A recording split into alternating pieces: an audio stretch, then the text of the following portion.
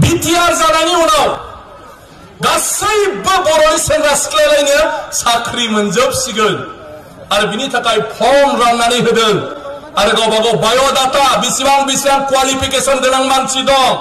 सानजौफुनि गोजोननाय बावहरनायखौ नाजावदो ओमफ्राय चेनेलावहाय गोदानब्ला अन्नानै साबस्क्राइब खालामना होदो। ओमफ्राय दाथ'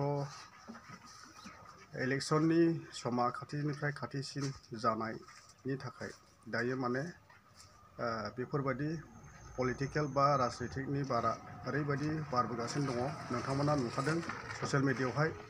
ओमफ्राय दायो माने बिस्वजित सारनि माखासे बिबुंथि होनाय बाथ्राफोरखौ नोंथांमोना खोनासंदो ओमफ्राय नायलांदो आरोखि जोबजासे नायलाङाब्ला नोंथांमोना जेबो बुजिनाय नङा। बेनिखायनो बे भिडिअखौ नोंथांमोना नायनानैहाय बुजिना लादो अन्नानैहाय जाहाथे माने क्लियारिफिकेशन गोसोआवहाय बेबायदि फैयो आरो।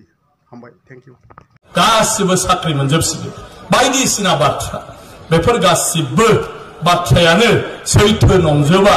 बिटिआर सुक्तिया नंगौ, थामथि गोरोबथाया नंगौ, सुक्तियाबो बिटिआर नङा। मेमोरेन्डाम अफ सेटेलमेन्ट बेवहाय खुनु बिटिआर टिटिआर होननाय गैया। जियानो होना दं बेखौ गाज्रि मोननांगौनिबो बेयाव जेबो गैया। गोदान जेबो रायजो फैयाखै। आगोलनि जि बिटिसि बे बिदिनो दं। जि डिपार्टमेन्ट हाग्रामा महिलारि बिथांनि साइन होनायाव 2003 मायथाइयाव 2003 मायथाइयाव जों मोनबोदों बेनो दं।